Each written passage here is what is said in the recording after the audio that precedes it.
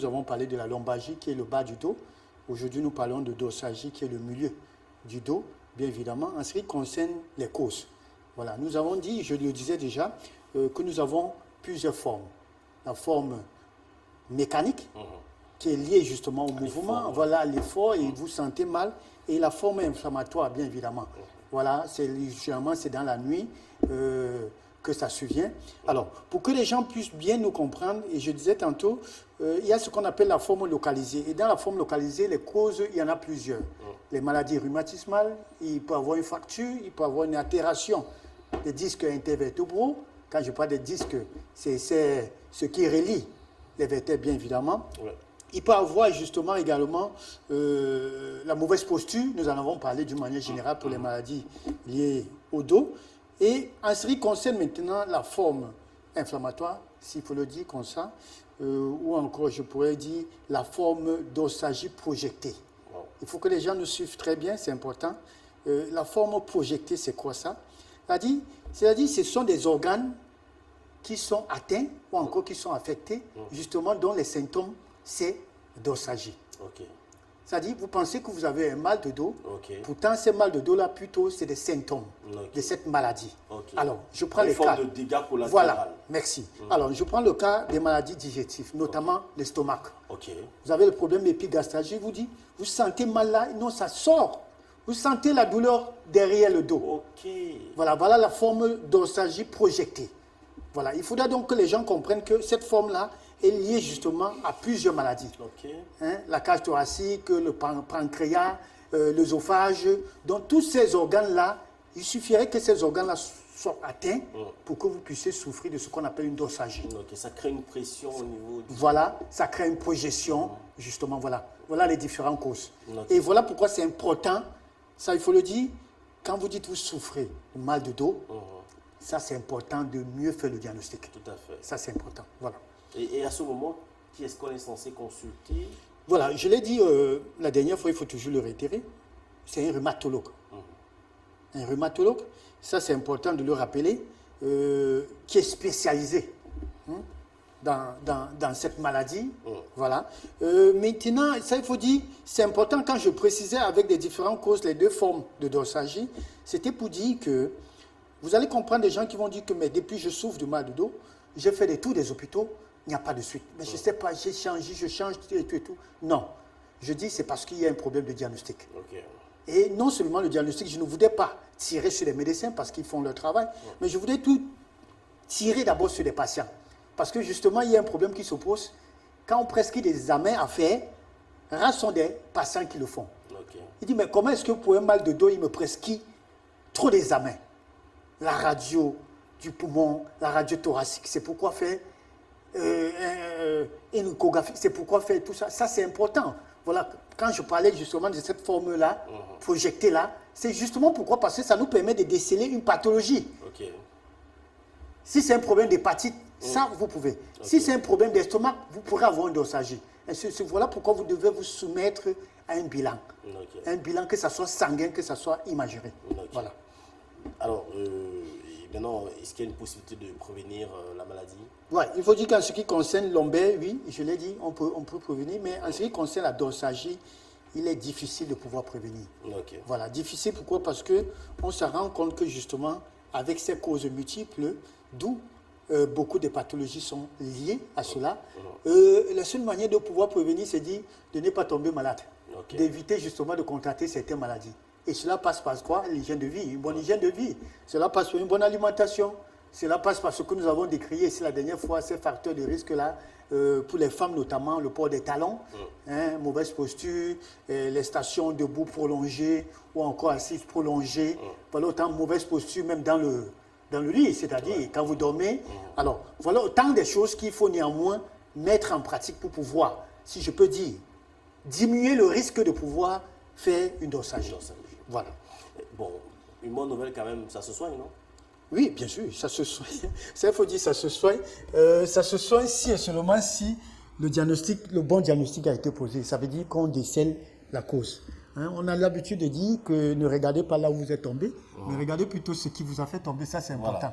Voilà, donc, et là, j'ai l'habitude de dire que des patients sachent écouter leur corps. Ça, c'est important de le dire, parce que les médecins ne sont pas des marabouts. On dit souvent que c'est toi qui sens ton corps. Alors, tu es mieux placé pour expliquer au médecin, j'ai mal ici, j'ai mal, je sens ça, je ressens ça, je ressens ça. Ça, c'est important. Alors, une fois que la cause est décelée, c'est vrai, on va prendre en charge la cause. Et en ce qui concerne les symptômes, bien évidemment, il faudra prescrire des anti-inflammatoires pour calmer la douleur. Il faudra justement la kiné. Il faut rencontrer un kiné.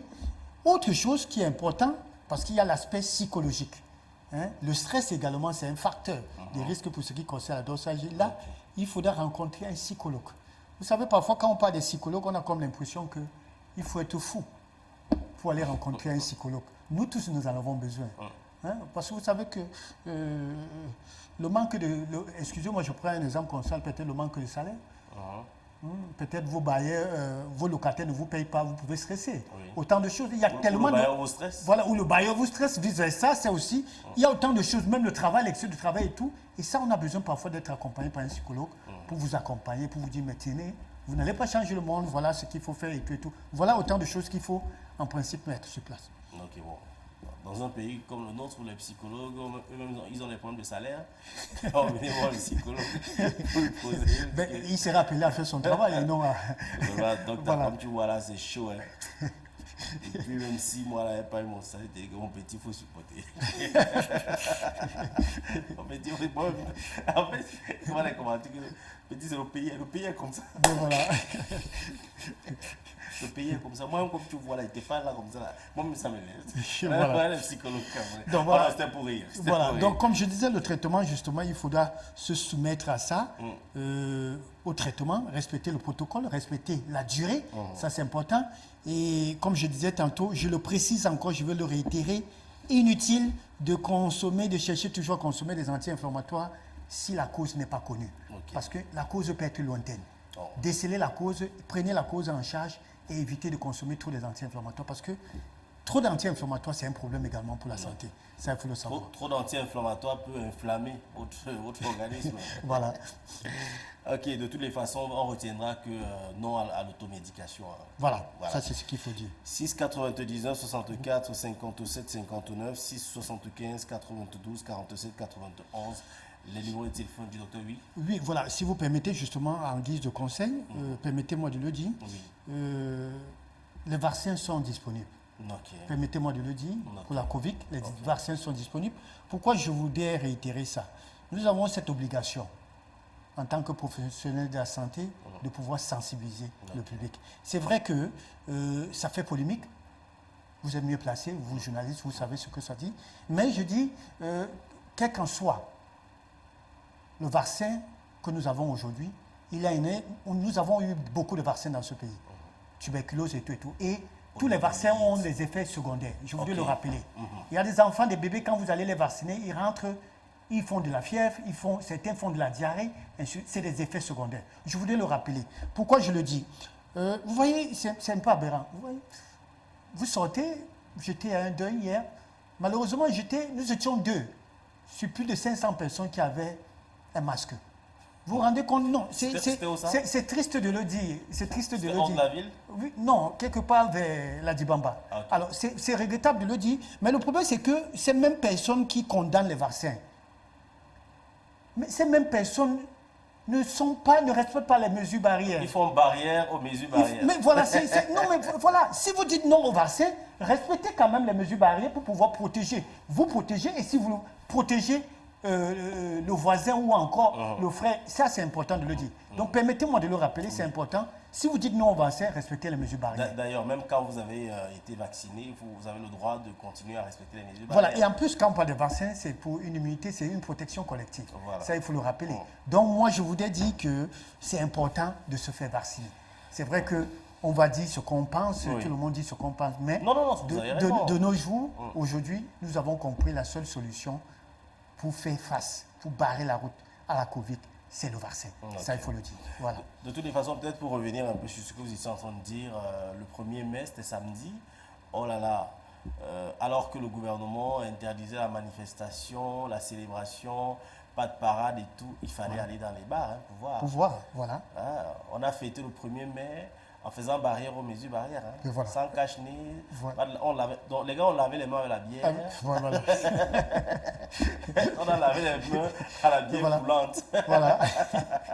Merci, docteur. On se retrouve demain pour Par la le grâce de deuxième Dieu. exercice. Voilà.